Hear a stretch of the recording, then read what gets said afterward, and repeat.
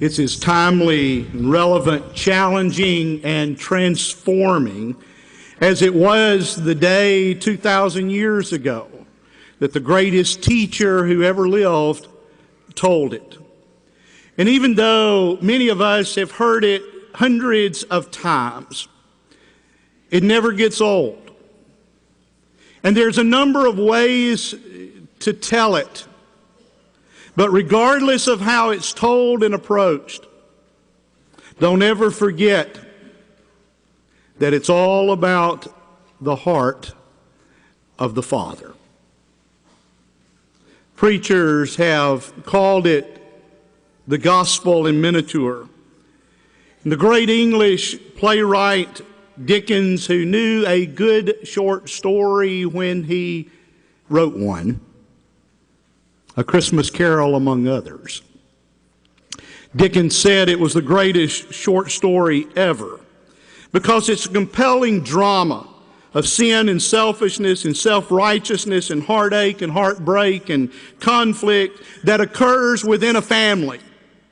And at the same time, it is heartwarming because it is a story that is full of grace and generosity and love, and it gives us all tremendous hope. As the story unfolds, it touches a wide range of emotions. We can almost see the sadness in the Father's eyes, and we can feel the heartache as his knees buckle when the proverbial dagger cuts deep into his heart and his selfish son then rips his heart out by rejecting him. But our weeping tears turn into joyful ones as we rejoice with the Father when his broken son finds the courage to come home. It's a story that's brilliant because it forces us to look at ourselves and to look at our family and look at God's family and determine which characters in the story best depict us. And it's brilliant because we're not told the ending, but rather the ending is left for each one of us to determine. The beloved physician, Dr. Luke, records this timely story in the first of the 2-volume set of books that he wrote about Jesus to his friend named Theophilus, which literally means a friend of God. Most scholars believe that Theophilus was a Gentile who was extremely interested in learning more about Jesus and more about a God who, unlike the gods of the pagans that he was familiar with, unlike that God who seems to be full of anger, waiting to pour out their wrath on everyone who messes up. This God of Luke's, this God whom Luke professes to live for and live in and move and have his very being. This God is portrayed as a loving, gracious Father who will go to the ends of the earth to demonstrate the depth of the love that he has for you. This God does not discriminate based upon race, gender, educational level, wealth or the lack of it, political persuasion, sins, or anything else that the world tends to label and judge. This God, as is seen in the life and the teachings of the one who was God with us, is inviting everyone, and that's the key word, everyone, in the language of the song we just sang, to come to the table of mercy, prepared with the wine and the bread. All who are hungry and thirsty, Come, and your souls will be fed. And in the language of one of our older hymns, all things are ready. Come to the feast. Come, for the table now is spread. You famishing, you weary, you can come. And thou shalt be richly fed. So hear the invitation. In the words of John, the one who was privileged to see a vision of victory behind the veil, he said, "Then I heard what sounded like a great multitude in heaven shouting, 'Hallelujah!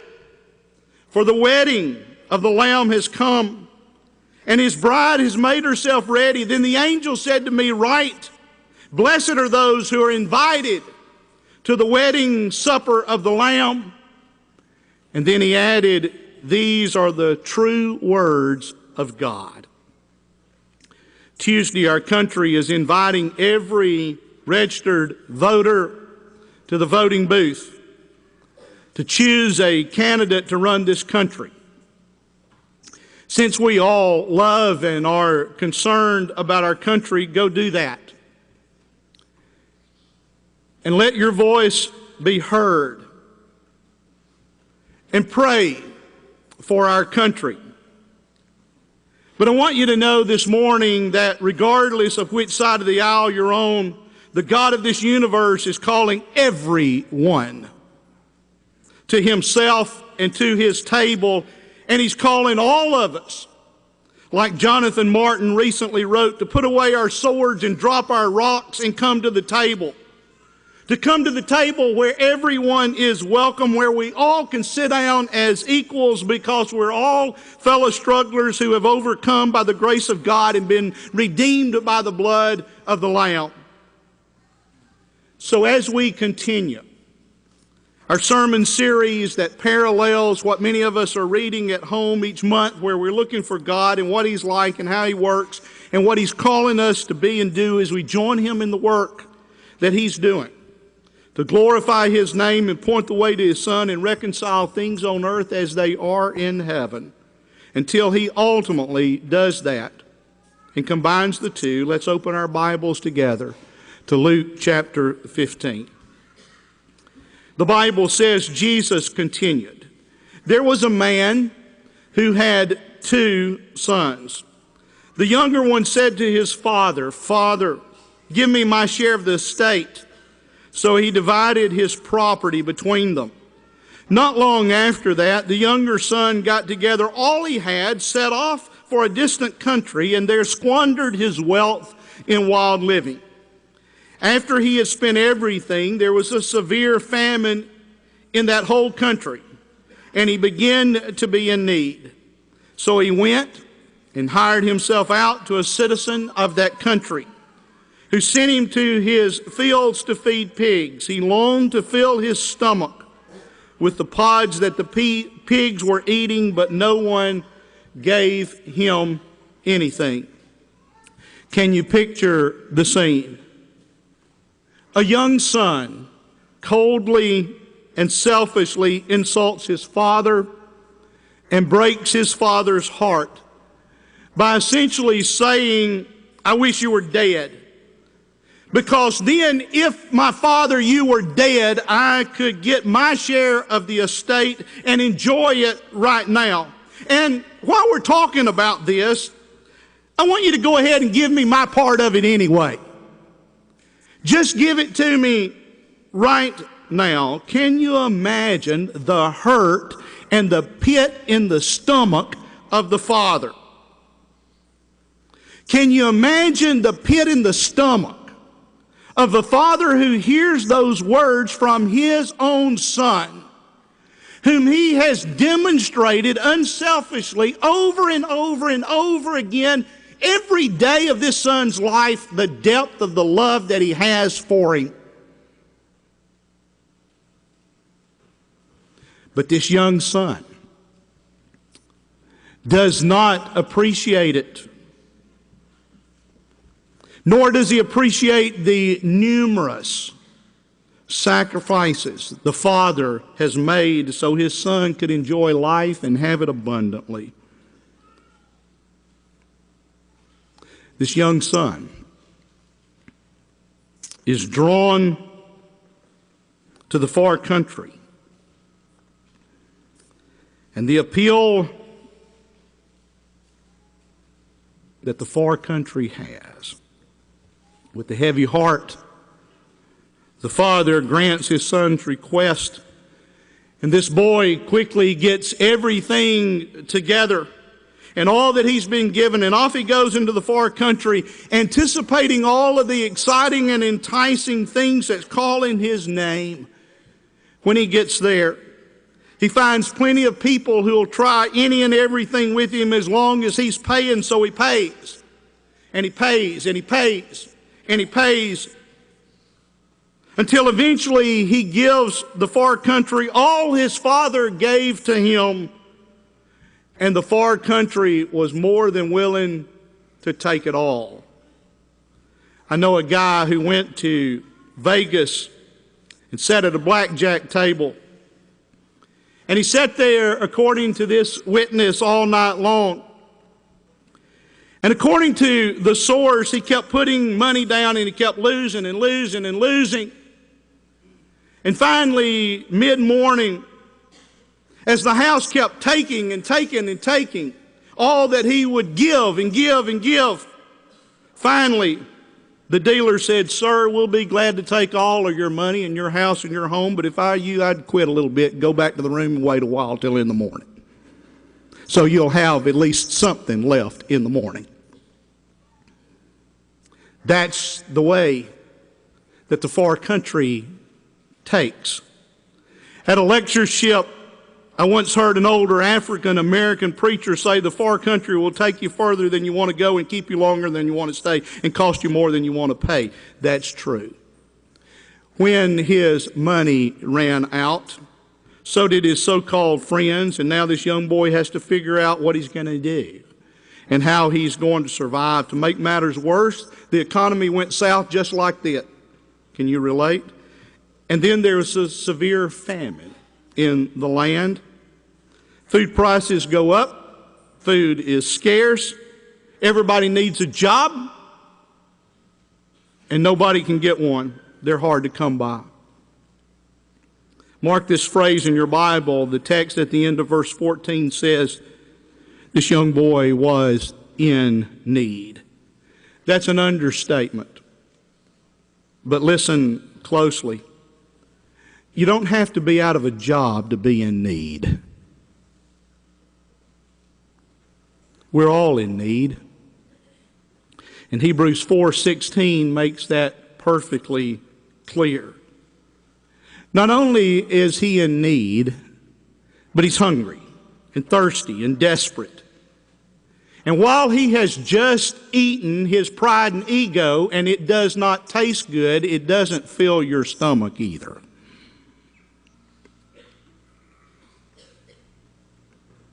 So he sucks it up. He hires himself out to do the one job that no other respectable Jewish boy would ever do. That is defiling themselves by working in a filthy, stinky job of feeding and slopping unclean animals, the pigs. Not only will he degrade himself that way, but when you're desperate, you'll do desperate things, and so he will eat some of the pods that were to be given to those pigs. Otherwise, he will starve.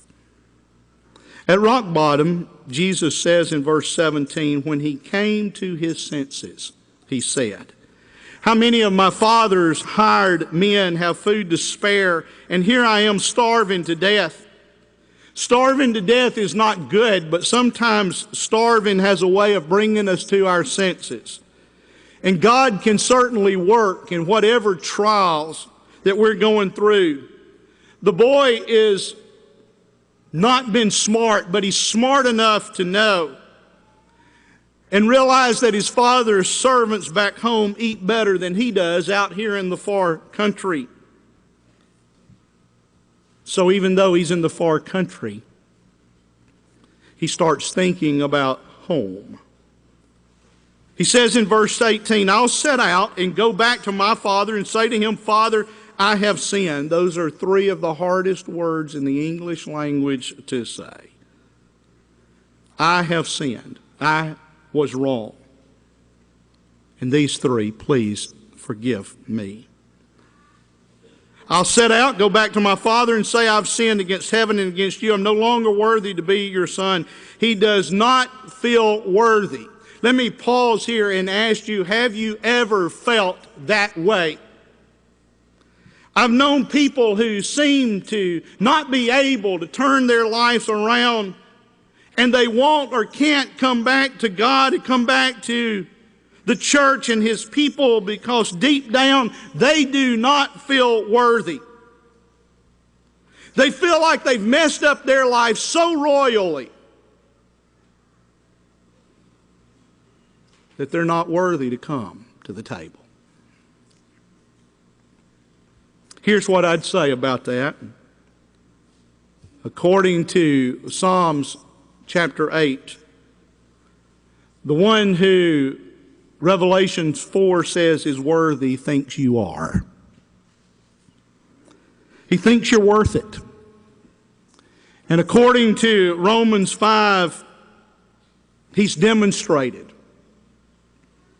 what he thinks you're worth by allowing his only begotten Son to go to that cross to prove what you're worth to Him. The boy says, I'll say to my father, make me like one of your hired men. So he got up and went to his father. Notice that he's not asking to be a son again. Notice that he's not asking for his father's forgiveness. He doesn't think he's worth that and deserves it. He thinks he's too far gone to ever be in good standing and good graces in the eyes and heart of his father again. He's just going home because he knows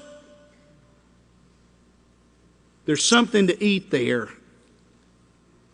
And the hurt and pain in his stomach won't hurt as badly at home. So he leaves the far country and leaves the pig pen with nothing in his stomach or in his hand or in his bank account.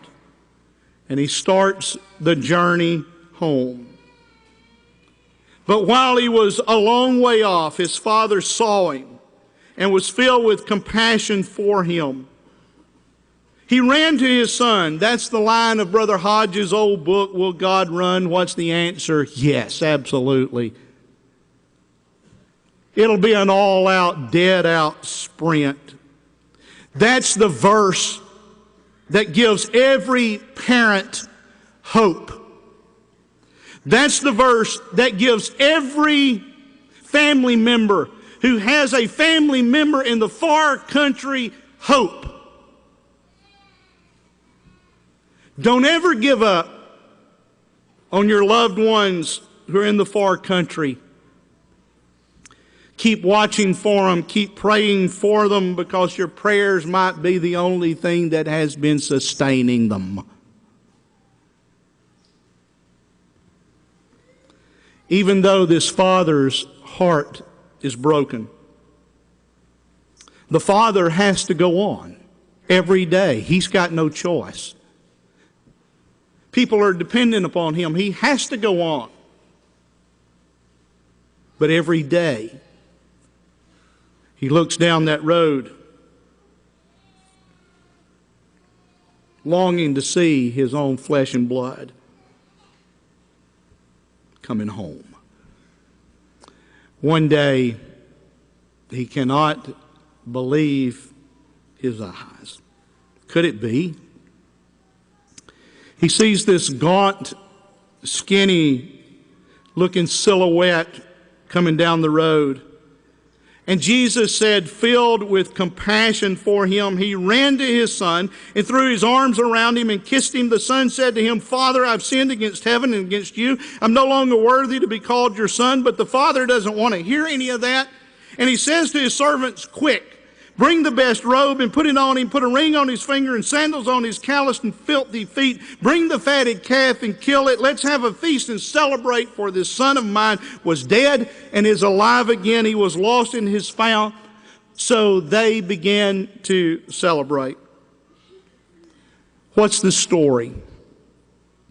This is the third of three stories that Jesus told in response in verse 1 to criticism that he was getting from the religious people of the day who were criticizing him for who he was spending time with.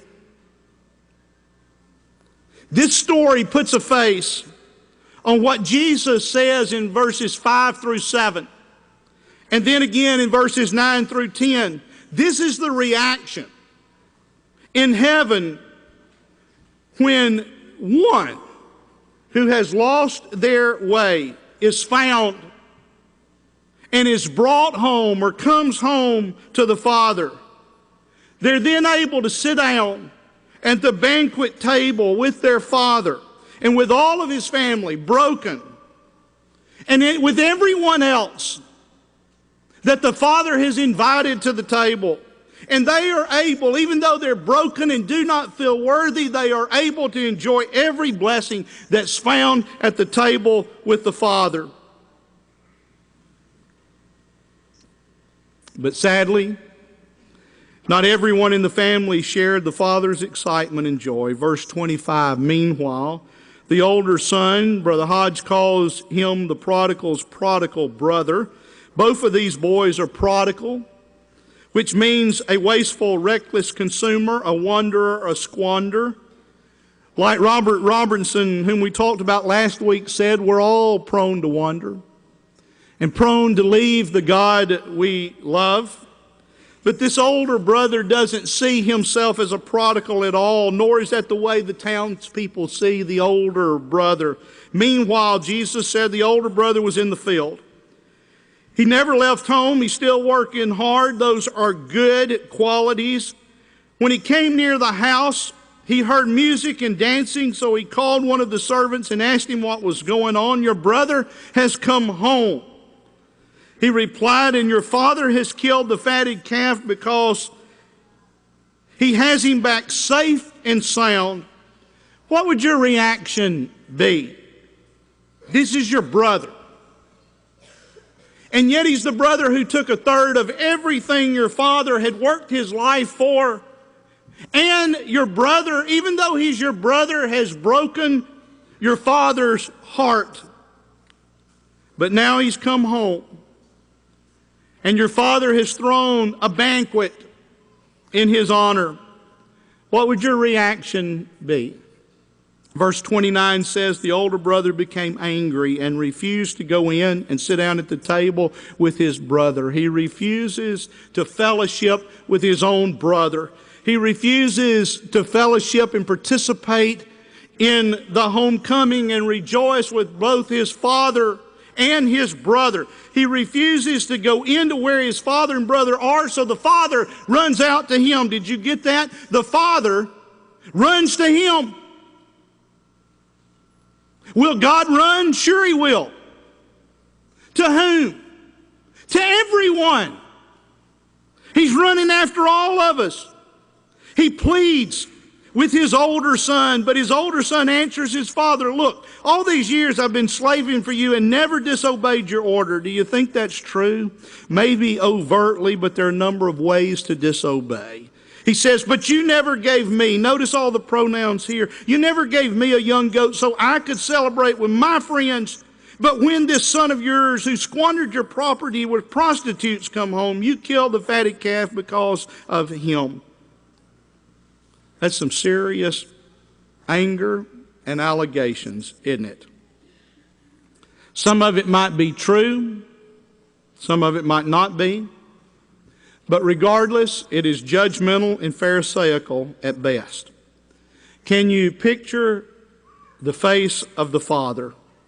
I hope you can, because the story is about the Father. Don't miss that. The story is about the Father.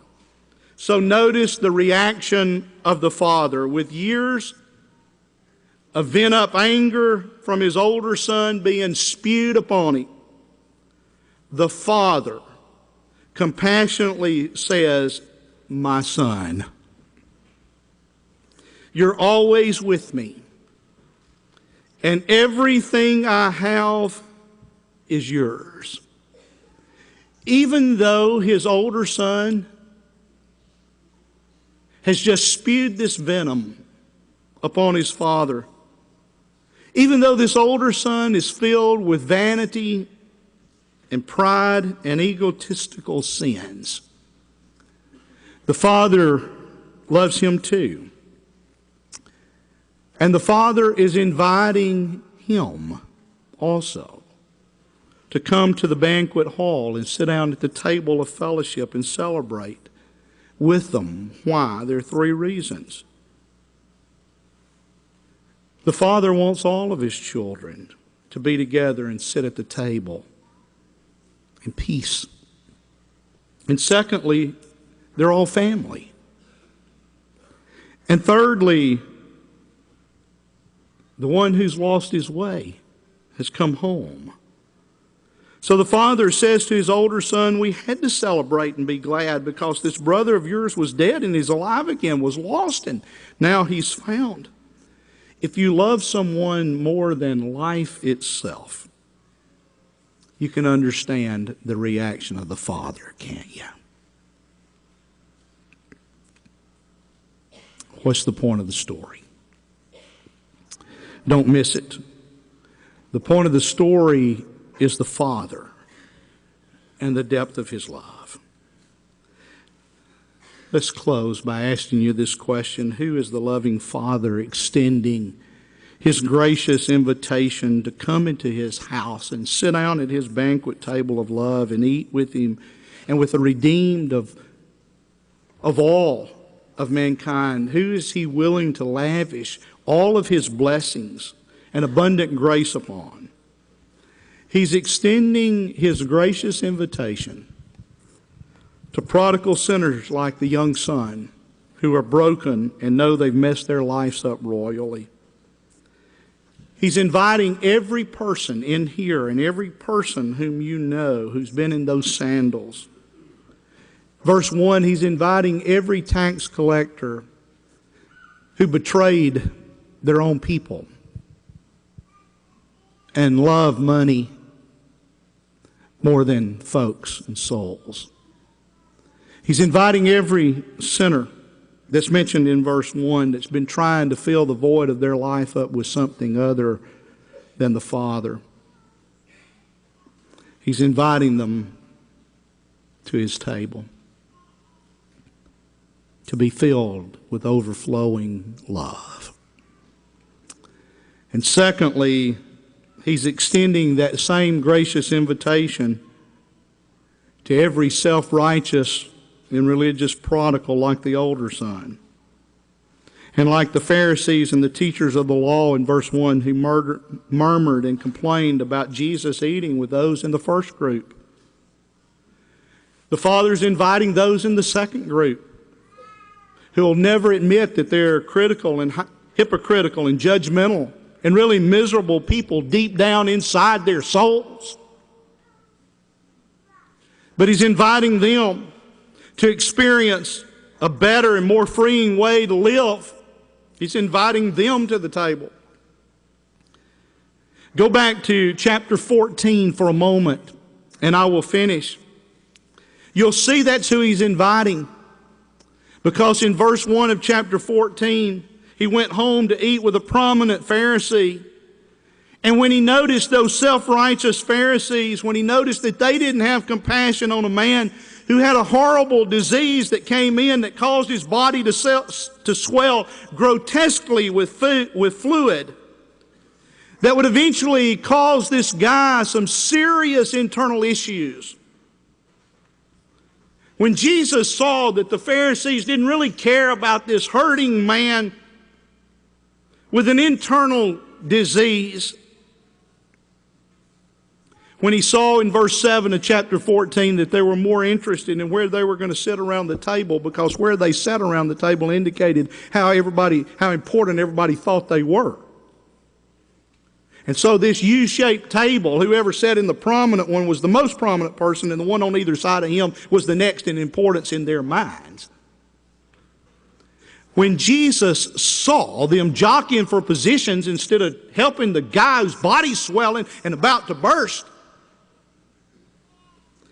Jesus said this to them in verse 12, when you give a luncheon, don't invite your friends or your brother or your relative or your rich neighbor.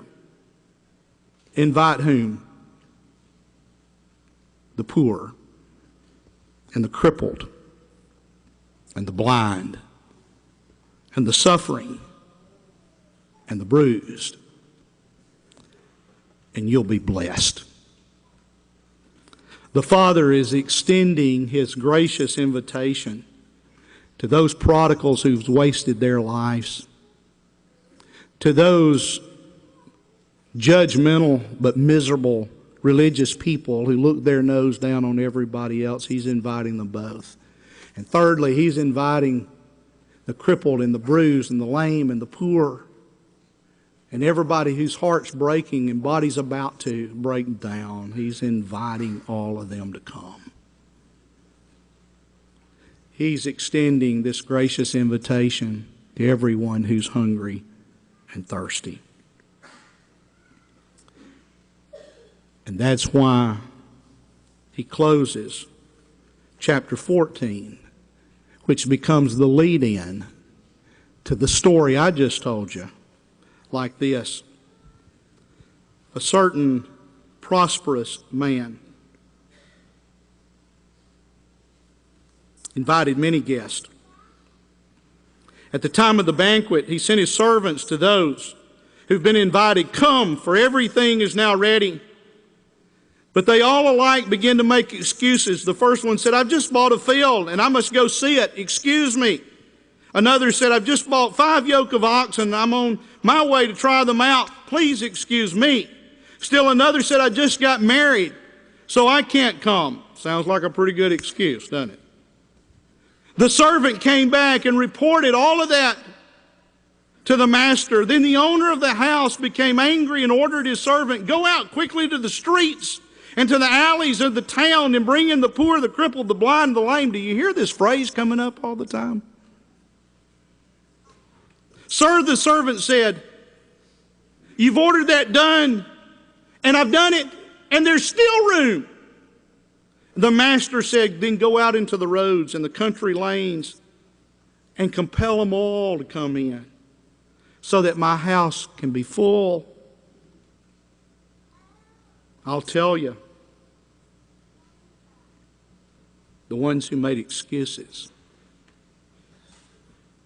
will not get to taste of my banquet feast. And that's the lead-in to the story that we just told. What about you?